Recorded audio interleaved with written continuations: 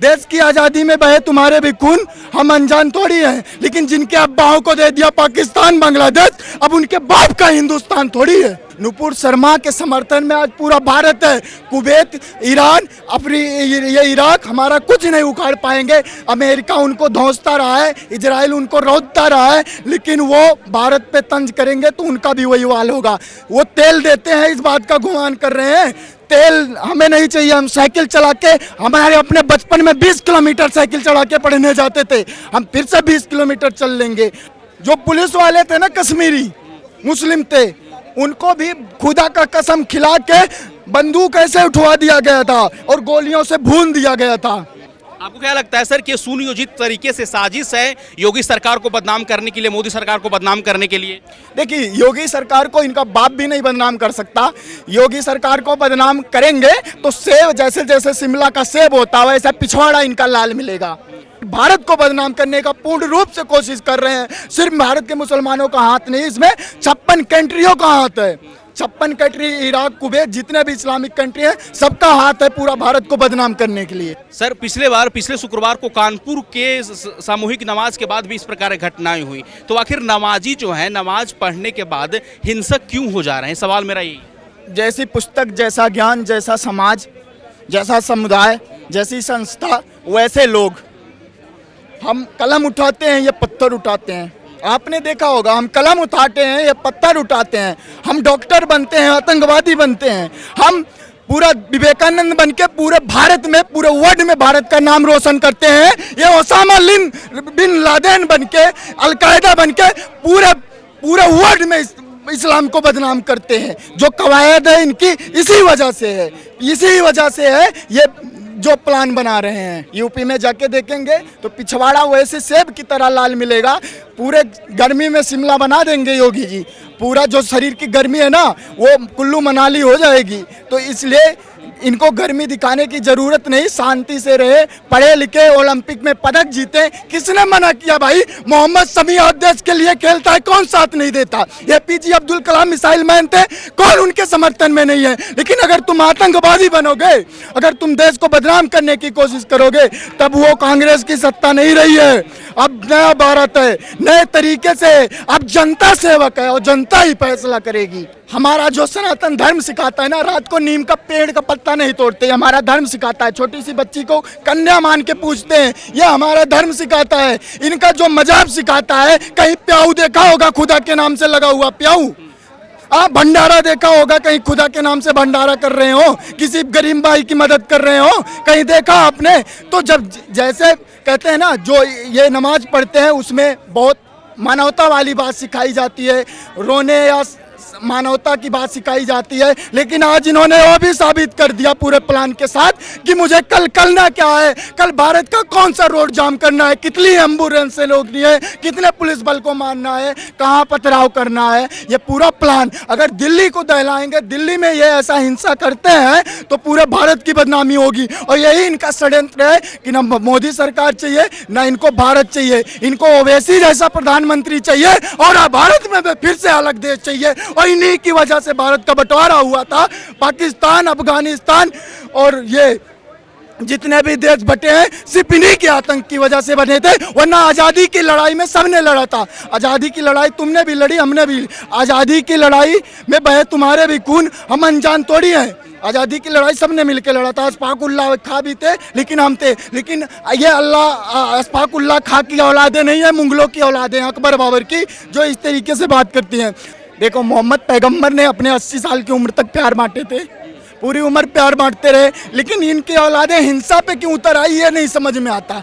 पहली चीज, नुपुर शर्मा ने जो बात किया है वही बात जब जाकिर नाइक ने भी बोला है, तो किस बात के लिए नुपुर शर्मा पे उंगली उठाया जा रहा है? क्योंकि वो बीजेपी की प्रवक्ता थी, वो शर्मा थी, उन्हें कुरान का ज्ञान नहीं था, वो मौलवी, मदरसे की मौलवी नहीं थी, इसलिए नुपुर शर्मा पे सवाल उठाया जा रहा है। हमें वो अमीरी का शौक नहीं पालना, लेकिन वो भूखे मर जाएंगे, वो रेत की गर्मी में मक्के का दाना बन जाएंगे। उनको राशन कहाँ से मिलेगा? तेल पिएंगे क्या हो, या तेल पाकिस्तान को बेचेंगे? पाकिस्तान को तेल देंगे नहीं, क्योंकि पाकिस्तान कर्जे में डूबा है, उसका खुद ही तेल निकला हुआ है। तो पाकिस्तान भी सर अब ज्ञान दे रहा है, अपने गिरबान में ना झाँक कर भारत को अब ज्ञान दे रहा है। भाई साहब, 2 दिन पहले का न्यूज है, तहरीके तालिबान, TTB तालिबान, जो TTB वहाँ का वो तालिबान है, तहरीके तालिबान, उसने क्या किया है, धमकी दे दिया वहाँ की सरकार को कि हमारे आतंकवादियों को अगर तुम रिहा नहीं करोगे, हमारे आतंकवादियों को अगर तुम रिहा नहीं करोगे, पाकिस्तान को तहरीके तालिबान ने धमकी दिया है कि अगर हमारे आतंकवादियों को रिहा नहीं करोगे तो पूरा पाकिस्तान जला देंगे, अफगानिस्तान वाला हाल बना देंगे। ये तहरीके तालिबान ने पाकिस्तान की सरकार को धमकी दिया है, तो पाकिस्तान खुद अपनी उन्नति जो है वो विध्वंस की तरफ अग्रसर है। चाइना ने पाकिस्तान पे आधा कब्जा कर लिया है, पाकिस्तान में आधे से ज़्यादा चाइनीज सैनिक है। पाकिस्तान खत्म है, वो बोल सकता है और अपनी खोल सकता है, मारे कोई और। मीडिया बंधु, आप सोशल मीडिया पे हैं, कितना हमारे देवी देवताओं का अपमान होता है, आप खुद ही देखते हैं, कितना कमेंट, अभद्र भाषा, सीता माता की फोटो एडिट होती है, या जहाँ पेशाब किया जाता है वहाँ लाके फोटो चिपका दिया जाता है, कितना अपमान सहेंगे हम सनातनी हैं, हमने शांति का पाठ पढ़ा, हमने शांति सिखाया, हम हिंसा पे नहीं जानते। हमारे किसी पंडित को आपने कहा देखा होगा कि किसी का गला काटने की बात करते हैं? आप मुरारी बापू को देखा कभी कि इंसानियत को खत्म करके वो किसी की गला काटने की बात करते हो? किसी भी धर्म गुरु की बात बता दो कि वो कहता हो कि सिर्फ हिंदू है, क्योंकि हमारा जब धर्म बना त्रेता युग द्वापर युग सिर्फ इंसान थे, कोई धर्म नहीं था, सिर्फ सनातन था। लेकिन ये बट गए, तो इसलिए हमारा सनातन सिर्फ इंसानियत सिखाता है। बाकी ये लोग जो हिंसा पे उतारू हैं, इनका मुंह तोड़ जवाब मिलेगा। अब हमारे धर्मगुरु भी बदलेंगे और सिखाएंगे हिंसा क्या होता है। हमारे माँ दुर्गा के हाथों में अस्त्र है, हमारे हनुमान जी के हाथों में गदा है, लेकिन हम फिर भी नहीं उठाते, क्योंकि हमारा धर्म नहीं सिखाता।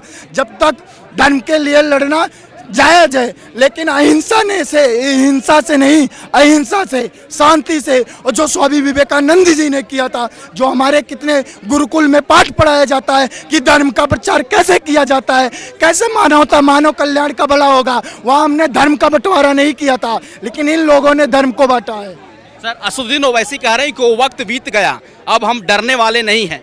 ओवैसी यही मूत दिए थे मेरठ में। मैं आपत्तिजनक बात नहीं कहना चाहूँगा, लेकिन कहीं ना कहीं वो इस तरीके से हाल हो गया था, 2 पिस्टल की गोली खाए थे, उनका सामियाना ढीला हो गया था यही मेरठ में। तो अपना मुंह बंद करके रहे, किलसी अपना तो बचे रहोगे, क्योंकि तुम पार्लियामेंट मेंबर हो, एक पार्टी के चीफ हो, लेकिन जिस बेचारे को तुम भड़का रहे हो उनका पिछवाड़ा सेब बना दिया जाएगा, पका हुआ टमाटर बनवा दिया जाएगा, क्योंकि देश में का प्रधानमंत्री मोदी है और यूपी का मुख्यमंत्री योगी है। भाई यही तो सबसे बड़ा दुर्भाग्य है इस देश का। अगर तुम बोलोगे तुम्हारा सरनेम यादव, शुक्ला, पंडित या गौतम कुछ भी लगा होगा, अरे तो तुम तो बहुसंख्यक हो भैया, तुम तो हिंदू हो, तुम्हारा देश नहीं है, तुम बहुसंख्यक हो, तुम्हारा जेल में डाला जाएगा, तुम्हारे विपक्ष के नेताओं द्वारा ट्रोल किया जाएगा, बरखा दत्ता की अम्मा आके बोलेंगी, JNU में हिंसा भड़केगा, काला तीतर भी बोलेगा। लेकिन जब बात उस समुदाय की आती है, अरे भैया गरीब था, उसका परिवार इतना ऐसा है, वो ऐसा कर ही नहीं सकता, वो तो बीजेपी की सरकार है, प्रेरित की है, पीछे से डंडा डाली इसलिए बोला है, गरीबों को सताया जा रहा है। अरे भैया हमने सीख लिया हामिद अंसारी से, जब 10 साल उपराष्ट्रपति रहने के बाद कुत्तों वाली भौंक उनकी निकली थी कि मुझे भारत में डर लगता है। अरे भैया जाके देखो जीबी पंत हॉस्पिटल में एक मुसलमान डॉक्टर होगा तो ऑपरेशन हो हमारा भी करता है, उनका भी करता है, उसको किस बात का डर है?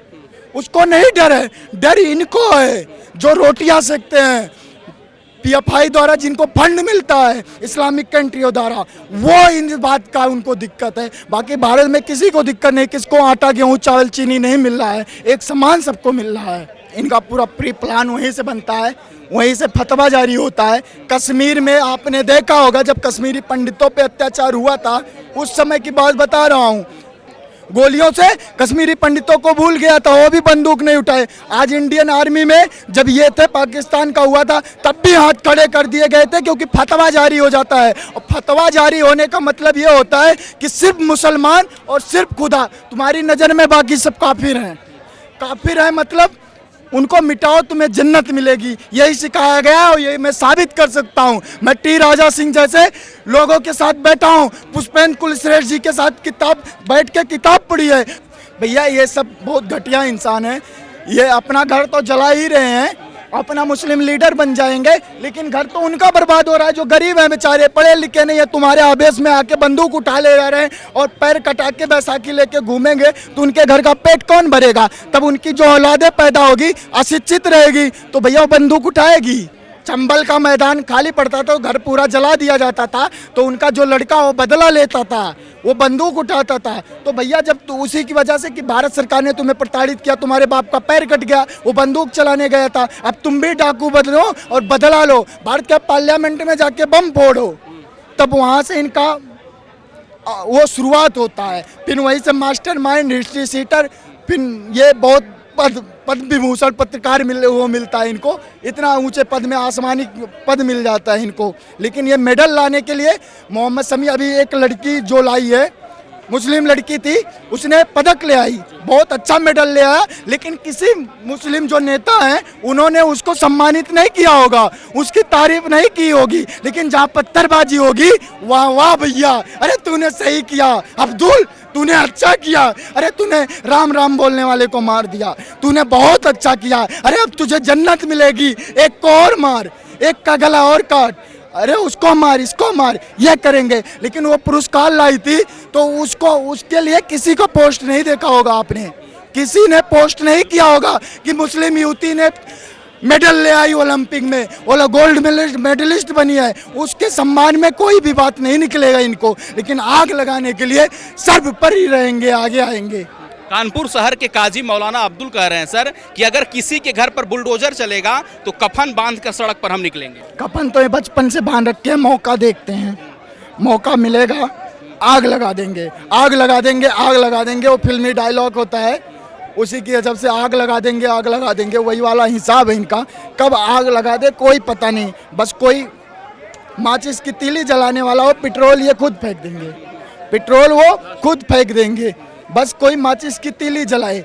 वही सब सोच रहे हैं। वो मौलाना काजी जो बात कह रहे हैं उनको मेरे सामने लाइए, डिबेट करवाइए, या मैं कह रहा हूँ फेफड़े सड़ गए होंगे, पेट में पथरी होगी उन मौलाना के, लेकिन फिर भी मुख से यही निकल रहा है, क्योंकि भैया जो पढ़ेंगे वही बोलेंगे, जो सीखेंगे वही कहेंगे, जो हमने सीखा है वही बोलेंगे। अभिमन्यु थे, पेट में उन्होंने सीख लिया था कि महाभारत में हमें 6 जो वो था द्वार कैसे पार करना है, 7वां वो सुन नहीं पाए थे, माँ उनकी सो गई थी, तो इसलिए 7वां द्वार नहीं पार किए थे, चक्र भी तोड़ दिया था। तो उन्होंने जो पेट में सीखा था वही किया था, अब ये जो पेट में सीखते हैं वही करेंगे।